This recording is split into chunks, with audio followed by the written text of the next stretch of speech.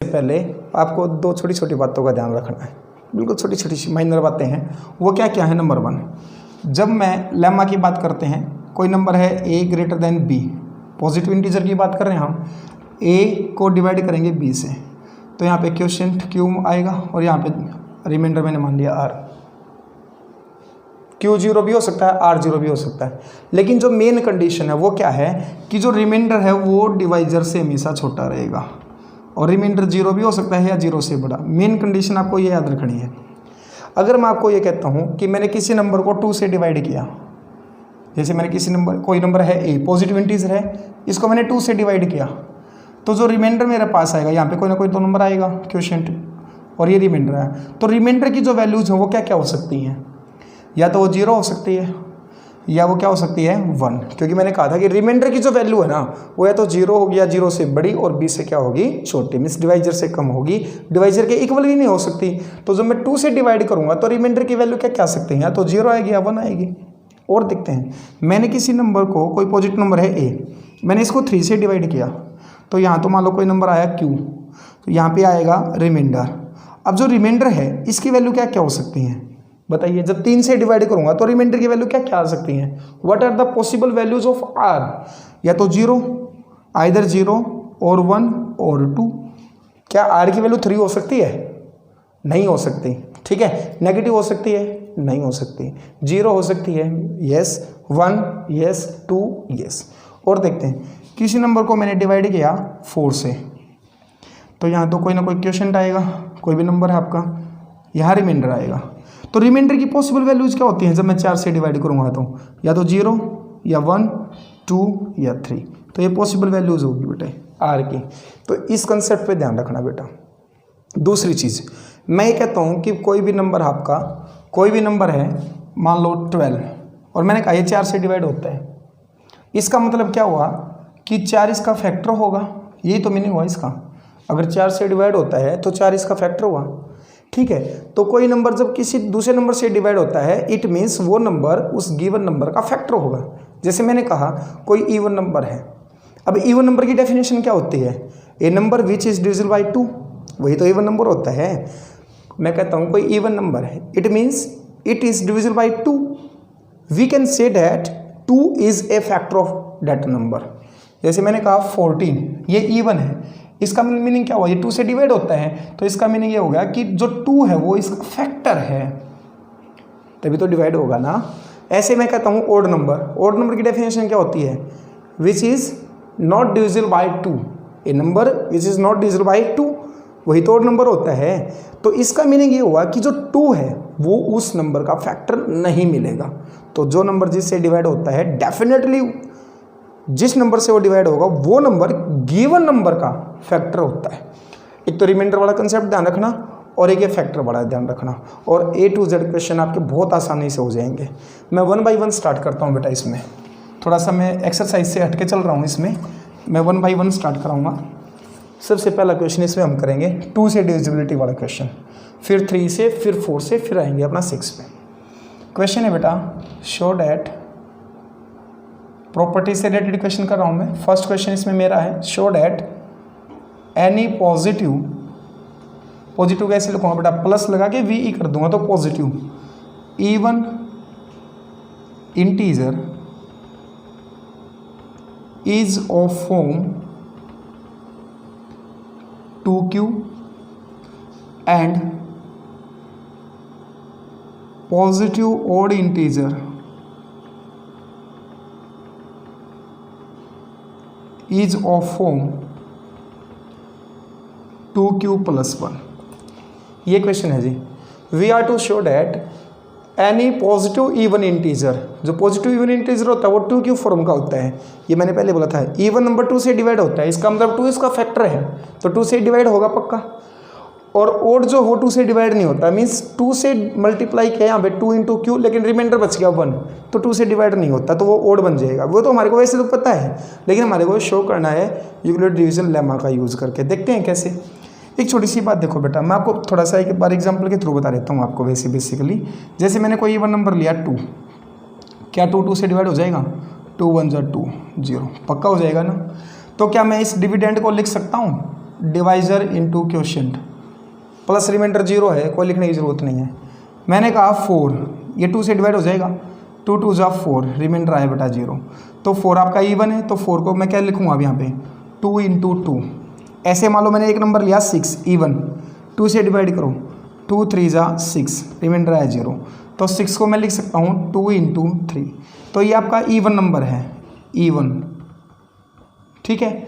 और 2 सब में ही है, तो लॉजिक लगा रहा हूँ 2 और इसको नाम दिया मैंने Q। लो वैसे तो प्रूफ हो गया कि इवन नंबर है वो किस फॉर्म में हो गया, 2Q में हो गया। Q की वैल्यू कुछ भी हो सकती है आपकी, ठीक है, कोई भी वैल्यू ले सकता है आपका, प्लस माइनस जो भी है। लेकिन इस चैप्टर के अंदर फिर कह रहा हूँ पॉजिटिव इंटीजर की बात करेंगे, Q आपका 0 हो सकता है, ध्यान रखना। अब ऐसे ही ओड लेके दिखाता हूँ मैं आपको। मान लो मैंने ओड नंबर लिया कोई 3, 1 से ही स्टार्ट कर देते हैं 1, इसको मैं 2 से डिवाइड करूँगा, यहाँ पे 0 आएगा और रिमाइंडर आपका बचेगा 1, ठीक है ना, क्योंकि 1 है तो 1 ही बचेगा यहाँ पे। तो इस 1 को मैं क्या लिख सकता हूँ 2 इंटू 0 प्लस 1। ऐसे ही और ओड नंबर लिया मैंने 3, इसको 2 से डिवाइड करो। अब मैं ओड ले रहा हूँ, ये तो इवन का केस मैंने बता दिया आपको, अब मैं ओड का केस आपको बता रहा हूँ, ठीक है। तो 3 इसको डिवाइड करो 2 से, 2 1 जा 2, कितना रिमाइंडर आएगा 1। तो 3 को लिख सकता हूँ मैं 2 इंटू 1 प्लस 1। एक और ले लो, मैंने नंबर लिया कोई ओड 5, 2 से डिवाइड करो, 2 2 जा 4, कितना बचेगा 1 बचेगा ना। तो 5 को हम क्या लिख सकते हैं, divisor into quotient plus remainder. अब थोड़ा सा लॉजिक लगाता हूँ मैं इनमें, देखो ये तो है ओड, यस और नो, 2 सब में है, फिक्स है ये फिक्स नहीं है, इसको नाम दिया मैंने Q, क्योंकि वैल्यू मैं कह रहा था Q की वैल्यू आपकी 0 भी हो सकती है और पॉजिटिव भी, वैसे नेगेटिव भी हो सकती है, लेकिन नेगेटिव पे हम जाएंगे नहीं इस चैप्टर के अंदर। और प्लस 1 भी आपका फिक्स है। तो देखना एक बार, जो ओड है वो 2Q प्लस 1 की फॉर्म में आ गया। ये तो बेटा एक एग्जाम्पल के थ्रू मैंने आपको एनालाइज करवाया है, ठीक है ना। इवन के एग्जाम्पल दिए तो 2Q फॉर्म में बन गया, ओड के एग्जाम्पल दिए तो वो 2Q प्लस 1 की फॉर्म में बन गया। लेकिन बेटा आपको वहाँ पे एग्जाम्पल नहीं देने एग्जाम में, ठीक है ना, हमें तो शो करके दिखाना, तो मीन्स एग्जाम्पल की हेल्प नहीं लेनी हमने, एग्जाम्पल की हेल्प नहीं ले सकते हम। तो अब कैसे करेंगे, देखिए ये बस केवल एक एनालिसिस था इसका एग्जाम्पल के थ्रू, कि वाकई में जो ओ इवन होते हैं वो 2Q फॉर्म में होते हैं और जो ओड हैं वो 2Q प्लस 1 की फॉर्म में होते हैं। अब देखते हैं इसको करते कैसे हैं। देखिए बेटा, अब जब मैंने 2 से डिवाइड किया तो एक तरीके से डिवाइजर की वैल्यू होगी, डिवाइजर, इस बात को ध्यान रखना। सबसे पहले बेटा एक ही क्वेश्चन में मैं दोनों करा देता हूँ। देखो मैं मान लेता हूँ कोई भी पॉजिटिव इंटीजर मान लेता हूँ x, let x be any positive integer, ना मैं इवन मानता ना ओड, फिलहाल केवल पॉजिटिव मानना है।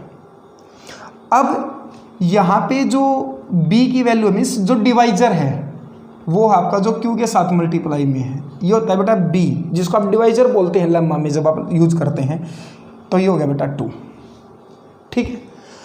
अब एक बात बताऊँ, जो x है यहाँ पे जब मैं उसको 2 से डिवाइड करूँगा तो यहाँ पे कोई ना कोई नंबर आएगा क्वोशिएंट, और यहाँ पे रिमाइंडर भी आएगा। अब लेम्मा की फॉर्म में मैं इसको कैसे लिख सकता हूँ, बाय यूक्लिड्स डिवीजन लेम्मा। मैं शॉर्ट में लिख रहा हूँ बेटा, dividend is equal to what, divisor into quotient plus remainder. ये हो गया बेटा। अब R पे कंडीशन क्या होती है, ये मैं बार बार कह रहा हूँ, R पे क्या कंडीशन होगी, जो R होगा हमारे पास where R greater than 0 equal to 0 and less than 2। कोई प्रॉब्लम नहीं यहाँ तक, ठीक है।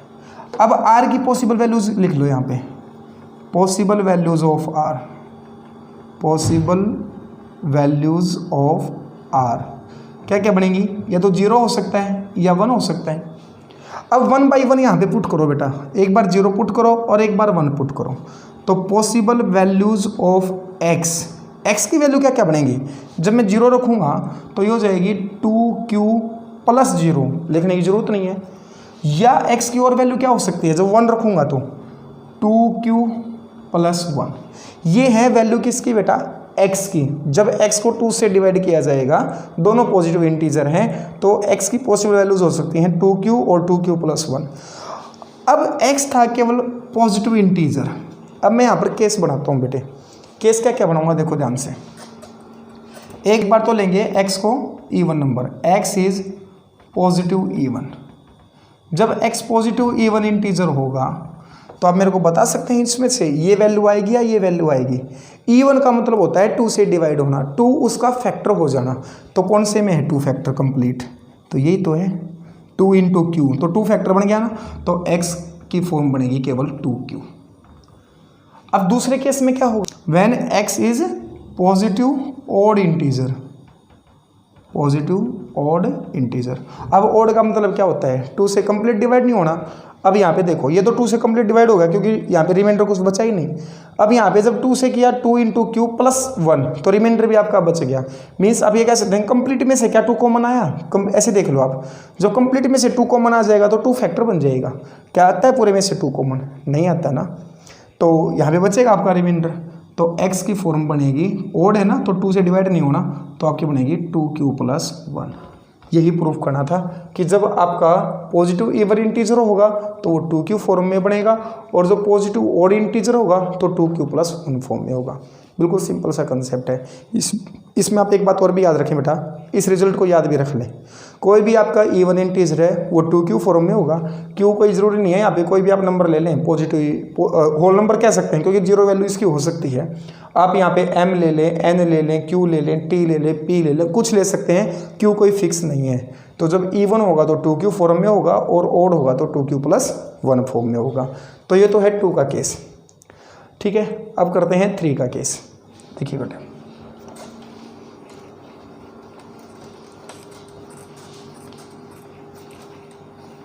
अब क्वेश्चन है बेटा,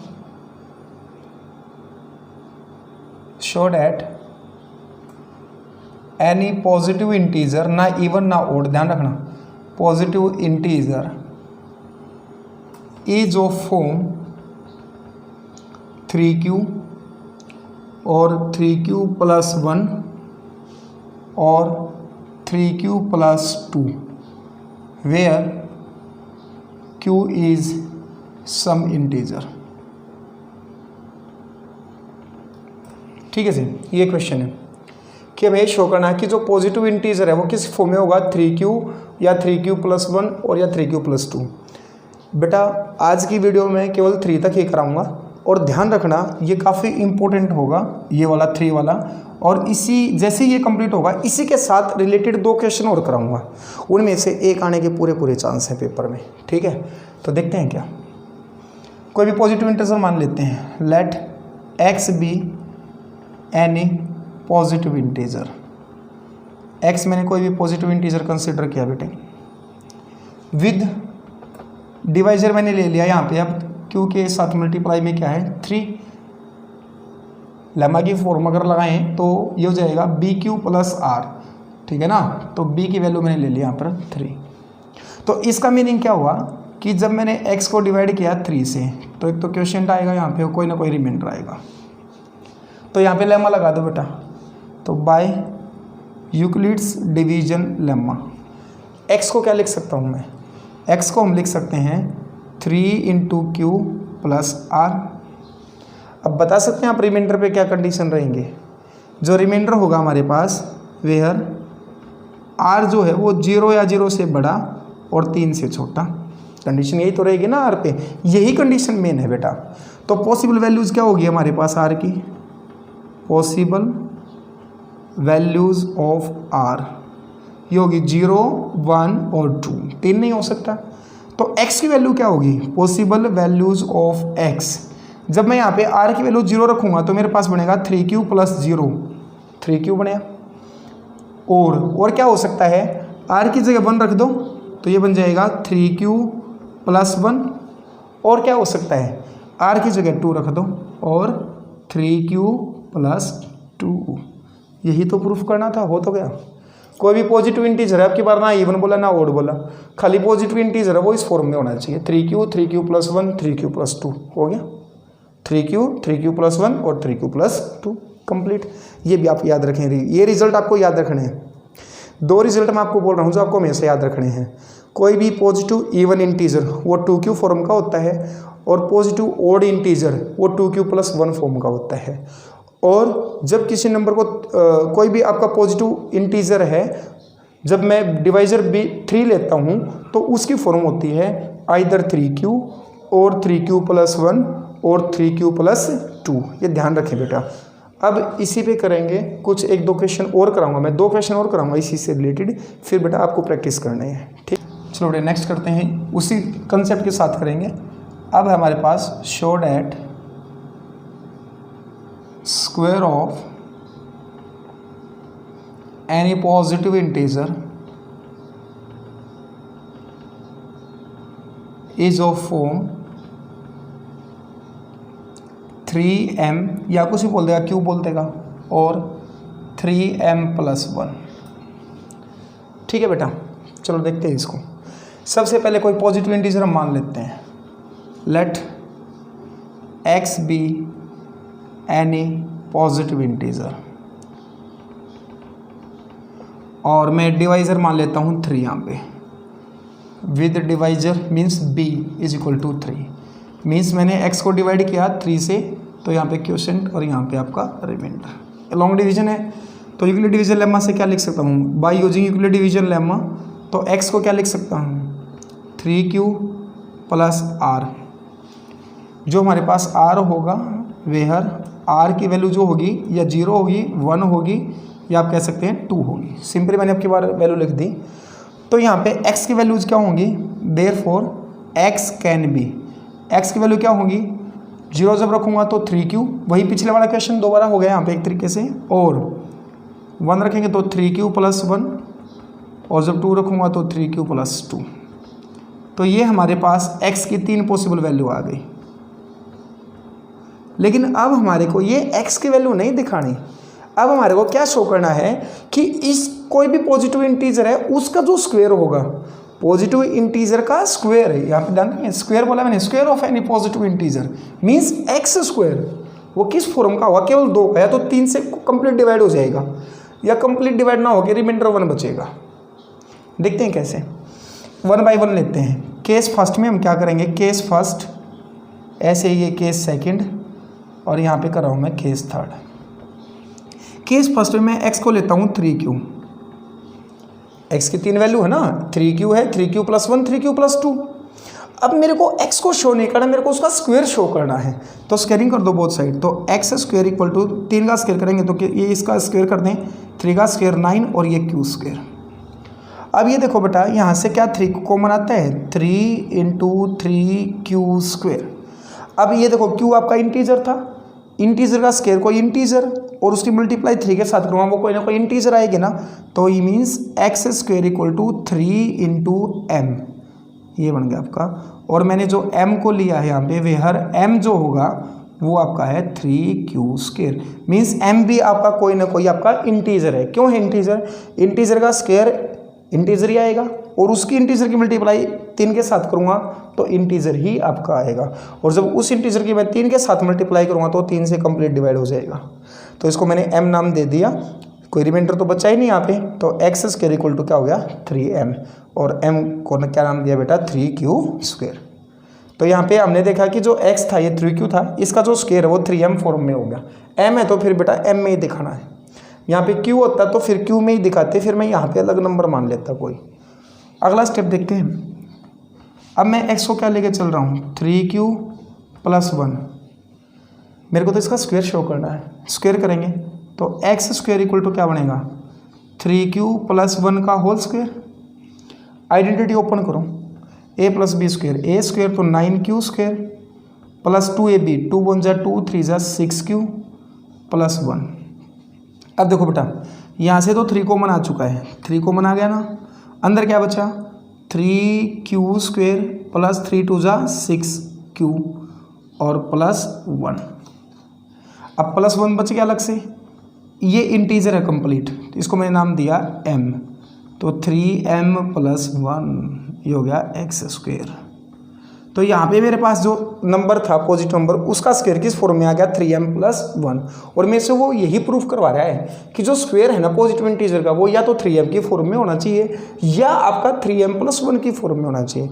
तो इस कंप्लीट को आप नाम दे देंगे ब्रैकेट में, where m = what 3q square + 2q, m भी आपका एक इंटीजर ही होगा।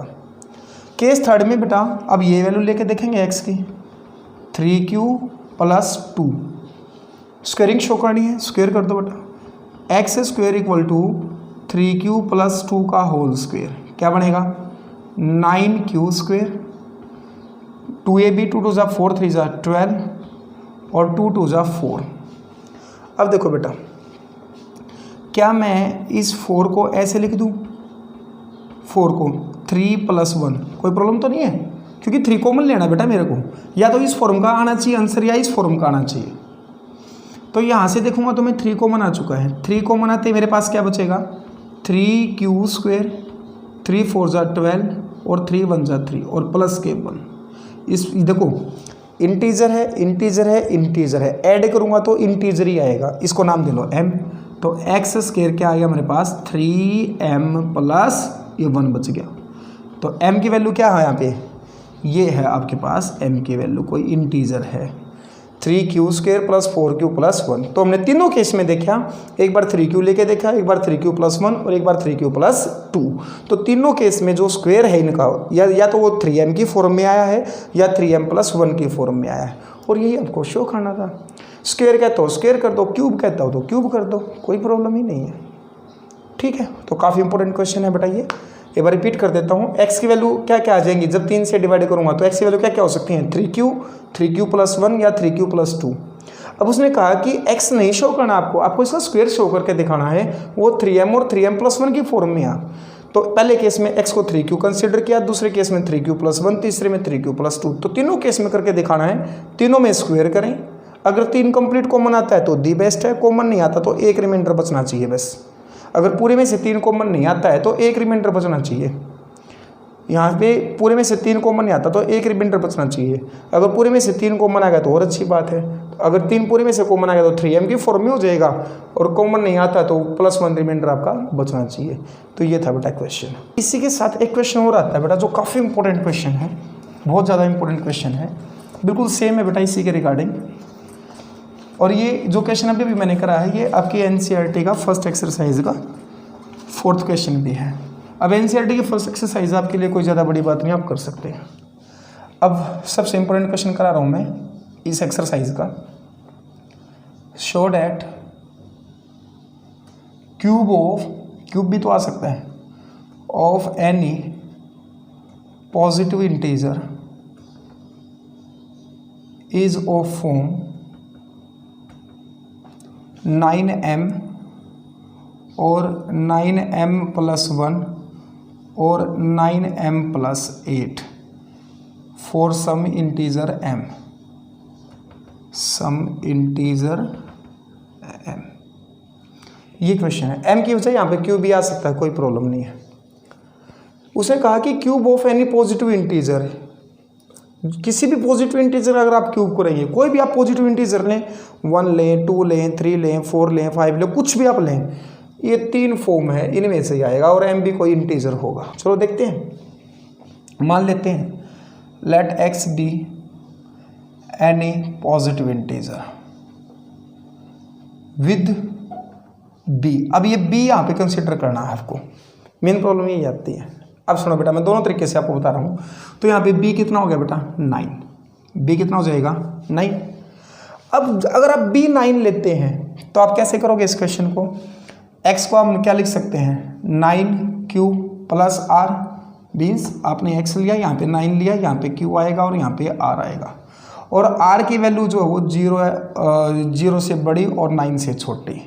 तो r की वैल्यू क्या क्या हो सकती हैं 0 1 2 3 4 5 6 7 और 8।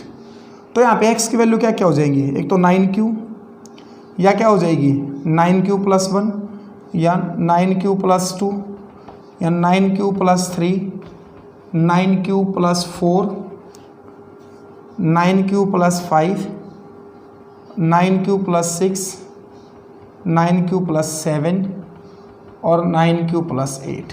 ये हो जाएंगी x की वैल्यू, लेकिन हमारे को शो करना है उसका क्यूब, तो 8 केस बन जाएंगे। 8 ही बन गए ना, हाँ 8 क्यों 9 बन गए, 1 2 3 4 5 6 7 8 9 केस बन गए। एक बार x को आप 9q लेंगे, फिर उसका क्यूब करेंगे, या तो इस फॉर्मेट में आना चाहिए या इसमें आएगा, पक्का आएगा वो तो। फिर आप ये लेंगे, फिर ये लेंगे, फिर ये, फिर ये, फिर ये, फिर ये, फिर ये, फिर ये, ऐसे 9 केस करेंगे और उनका क्यूब करेंगे, और इन 3 में से एक फॉर्मेट जरूर मिलेगा पक्का। एक तो तरीका है ये, लेंथी पड़ेगा काफ़ी, लेकिन बिल्कुल ठीक है। दूसरा तरीका क्या है बेटा, आप यहाँ b को 9 ना मान के, ध्यान रखना, क्योंकि b तो हमारे हाथ में है ना, डिवाइजर क्या लेना चाह रहे हैं हम, ये हमारे हाथ में है कि जो उसने कंडीशन दिया वो सेटिस्फाई होनी चाहिए। तो आप एक काम करो, 9 का कोई फैक्टर देख लो। 9 के फैक्टर हैं 1 है, 3 है और 9 है, तो 9 में तो काफ़ी बड़ा बन जाएगा क्वेश्चन, इसको आप छोड़ दो। अगर मैं 1 लेता हूँ, यहाँ पर 1 लेता हूँ तो बस केवल q प्लस r बनेगा, तो ये चीज़ें नहीं बन पाएंगी मेरे पास। तो अब बेटर रहेगा आप 3 ही ले लो ना b की वैल्यू, और उसका क्यूब करके देखें। 3 3 जा 9, 3 जा 27, तो 27 में से कहीं ना कहीं 9 कॉमन आ जाएगा, तो हमारा काम केवल 3 से ही चल सकता है। 9 आप ना भी लेंगे तब भी 3 से काम चला सकते हैं आप, समझे। तो आप 3 लेके देख लें यहाँ पे। इतना बड़ा क्वेश्चन करने की बजाय आप इसको अब कैसे करेंगे यहाँ पे, और अगर आप इस बड़े तरीके से करना चाहते हो तो ये भी ठीक है, आप कर लेना। इसको लिया है बेटा वहाँ पे 3 लिया, तो b को क्या ले लेंगे हम यहाँ पे 3 ले लेंगे। अब जब b को 3 लेंगे तो x की फॉर्मेट क्या, x की फॉर्म क्या बन सकती है। जब b को हम 3 लेते हैं तो यूक्लिड डिवीजन लेमा से आपका x बन जाएगा 3q प्लस r जो है 0 से बड़ा और 3 से छोटा या 0 के इक्वल। तो x की जो फॉर्म होगी, एक तो 3q हो सकती है पिछले वाले क्वेश्चन की तरह, या 3q प्लस 1 हो सकती है, या 3q प्लस 2 हो सकती है। अगर देखो एक बात ध्यान रखना बेटा, यहाँ पे q की जगह वो नंबर लेना जो इससे डिफरेंट हो। यहाँ पे m है तो यहाँ इस q की जगह m मत लेना फिलहाल। अगर यहाँ पे q होता तो इस q की जगह कोई और नंबर ले लेते हैं, फिर q मत रखना। मीन्स आपको बाइफरकेट रखने हैं 2 नंबर। अब 3 केस बन गए, तीनों केस में क्यूब कर दो, आना चाहिए इनमें से आंसर। तो पहले केस में क्या करेंगे देखते हैं। पहले केस में मैंने क्या किया, x को लिया 3q, क्यूब कर दो, तो x क्यूब इक्वल टू क्या बनेगा 3q का cube, x cube equal to 27 into q cube. दोनों मल्टीप्लाई में है, एक ही टर्म है। ये देख लो 9 कॉमन आ सकता नहीं आ सकता, 9 चाहिए ना मेरे को अब, तो 9 कॉमन लेके देखो, 9 कॉमन आ गया। इसको लिख सकता हूँ 9 इंटू 3q क्यूब। ये इंटीजर है, इसको नया इंटीजर नाम दे दूंगा मैं m, तो ये आ गया x क्यूब। तो यहाँ पे x ये था तो x क्यूब आ गया 9m की फॉर्मेट में। इन 3 में से कोई भी एक आना चाहिए, ठीक है ना। तो यहाँ पे m हमारे पास क्या है 3q क्यूब। ऐसे अगले केस में x के लिए तीनों केस लेके देखने हैं। सेकंड केस में क्या करेंगे, x की वैल्यू लेंगे 3q प्लस 1, क्यूब कर दें, तो x क्यूब क्या बनेगा 3q plus 1 cube. a plus b cube लगा दो, a क्यूब करेंगे तो 27q क्यूब हो जाएगा। a प्लस b क्यूब लगाना है, a cube plus 3a square b plus 3ab square plus b cube. यह सीधा आपको पता ही है, a cube plus b cube plus 3ab, 3 1 जा 3, 3 जा 9 और 3q प्लस 1, सीधा ये लगा लो आप, कोई नहीं। 27q क्यूब प्लस 1, 9q की करो मल्टीप्लाई, 27q स्क्वायर, 9q 1 जा 9q। अब देखो प्लस 1 तो बच गया, प्लस 1 वाला केस मेरे पास है, तो प्लस 1 को तो लिख लो आप अलग से, बाकी को लिख लो इकट्ठा। 27q cube plus 27q square plus 9q। इनमें से देखो क्या 9 कॉमन आता है इन 3 में से, बिल्कुल आ गया 9 कॉमन। यहाँ बचेगा 3q क्यूब, 3q स्क्वायर और यहाँ बचेगा q प्लस 1। ये इंटीजर्स हैं सारे, ऐड करूँगा तो इंटीजर आएगा, तो इसको नाम दे लो m, 9m प्लस 1, और इधर था ये x क्यूब। तो मैंने कहा था कि इन 3 में से एक फॉर्म आनी चाहिए जब हम क्यूब करेंगे। तो 3 से जब हमने b की वैल्यू 3 ली तो 3 से काम चल रहा है मेरा, बिल्कुल ठीक है। अब ऐसे तीसरा केस ले लें, केस थर्ड, x की वैल्यू ले लेंगे 3q प्लस 2, क्यूब करें, x cube equal to 3q plus 2 का क्यूब, तो ये हो जाएगा 27q क्यूब, 8 हो जाएगा, और 3 2 जा 6, 3 जा 18q। अब करके देख लेना बेटा आइडेंटिटी ओपन करके, a प्लस b, तो आएगा 27q क्यूब प्लस 8 प्लस 18 3 जा 54q स्क्वायर, 18 2 जा 36q।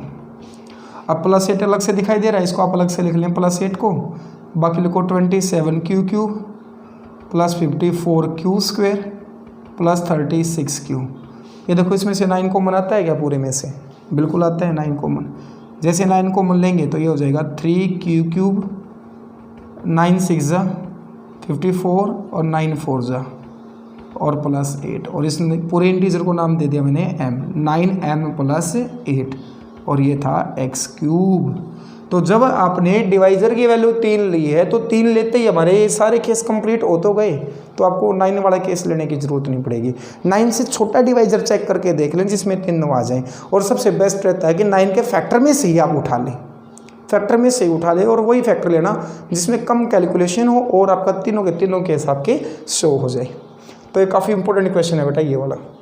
तो ये 3 से के साथ ही रिलेटेड था। ये ऐसी कुछ प्रॉपर्टीज़ होती हैं नंबर से रिलेटेड। बाकी क्वेश्चन करेंगे बेटा नेक्स्ट वीडियो में।